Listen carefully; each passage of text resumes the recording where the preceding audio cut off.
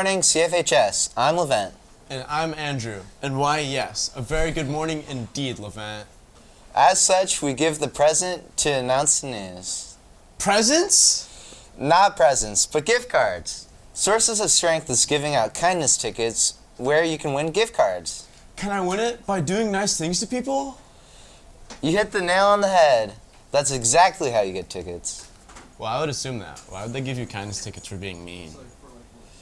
If a Sources of Strength member notices you doing something nice, they might give you a ticket, which you can enter into the gift card raffle during your lunch.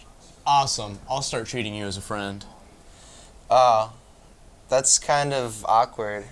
I need a little bit of time to think about that. I wonder what the weather's like.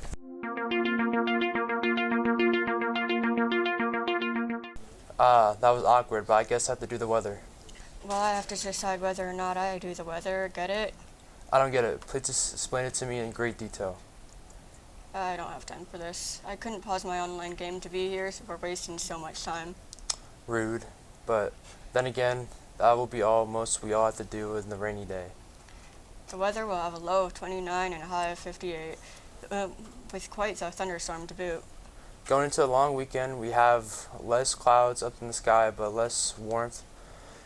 We are expecting to clamp back up in temperature throughout the weekend. That'll do it from the Weather Center. I'm Michael. And I'm Jaden. Back to Andrew and Levent. Today is just an awkward day, I guess. You're right. Let's hurry up with the news. Time for our 6th announcement. But Andrew, it's only our 3rd announcement, and that's counting weather. Did you forget to count again?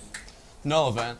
I simply refer to our, not 1, not 2, but 6th district compact. Okay, so maybe I did forget how to count.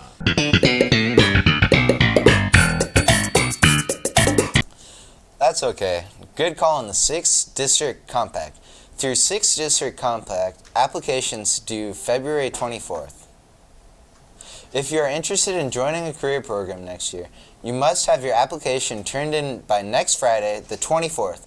Applications can be found on the 6thdistrict.com. While that 24th is an important day, I have another important date for everyone. Oh, you mean an important date, like the 14th? That you forgot is Valentine's Day and didn't give me anything? No, I didn't forget. Your gift is just caught in a shipping delay. Anyway, course request sheets for next year's schedule have been passed out and are due no later than March 10th. All directions on how to register for your classes are in your Google Classroom.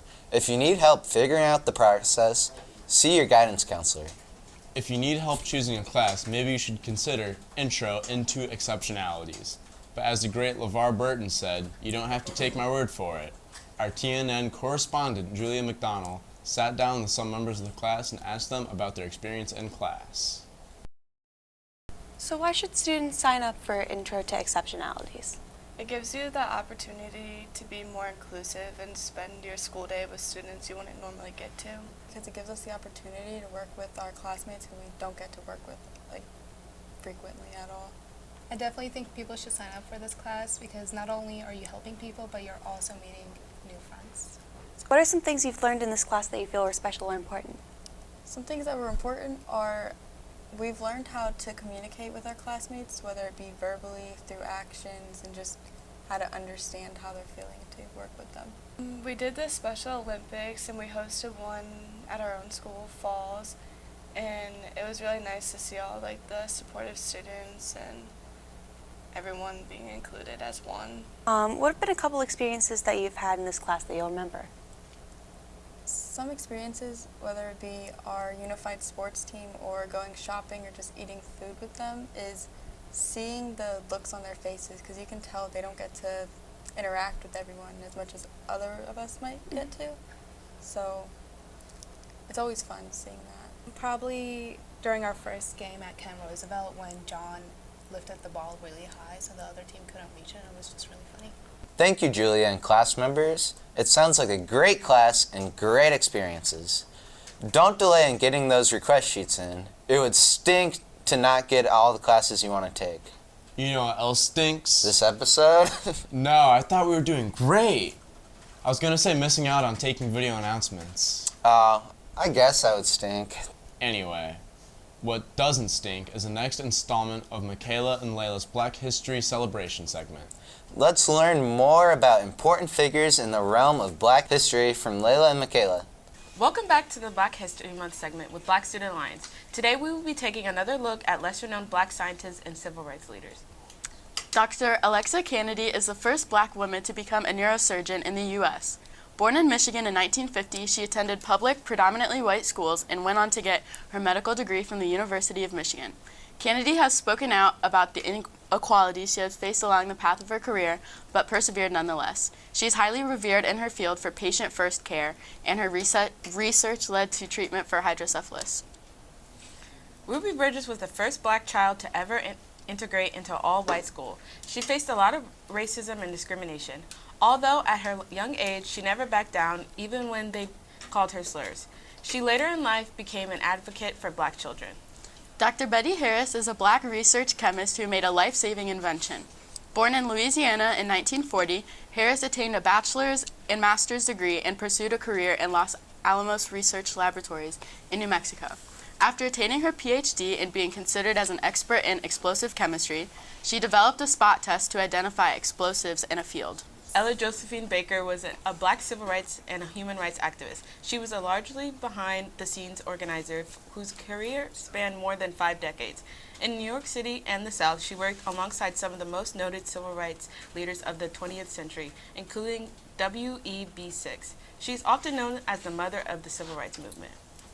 That is all for today's segment for Black History Month. We hope that you can join us for Black Student Alliance every Tuesday after school in room 518. If you have any questions about our club and what we do, feel free to stop by.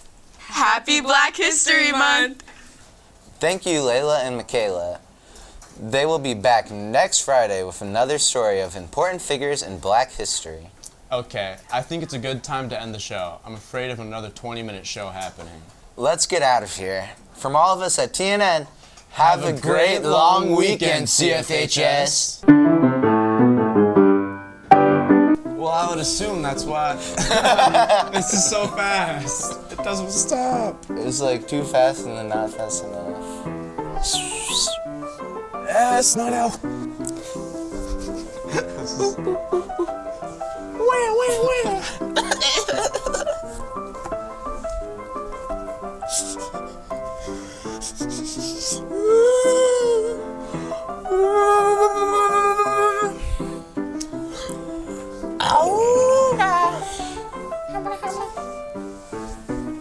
I've goofed it up too. Oh my gosh, why is it doing that? Coleman, press the button. Coleman, don't. That's okay. Good call on the 6th District Compact. Through 6th District Compact, applications are... Just say 6th district. 6th District.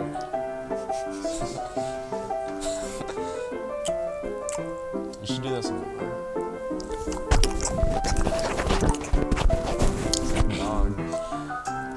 I think I have a lisp. I don't think you do. I think I don't it just know. like is rearing its beautiful head. True.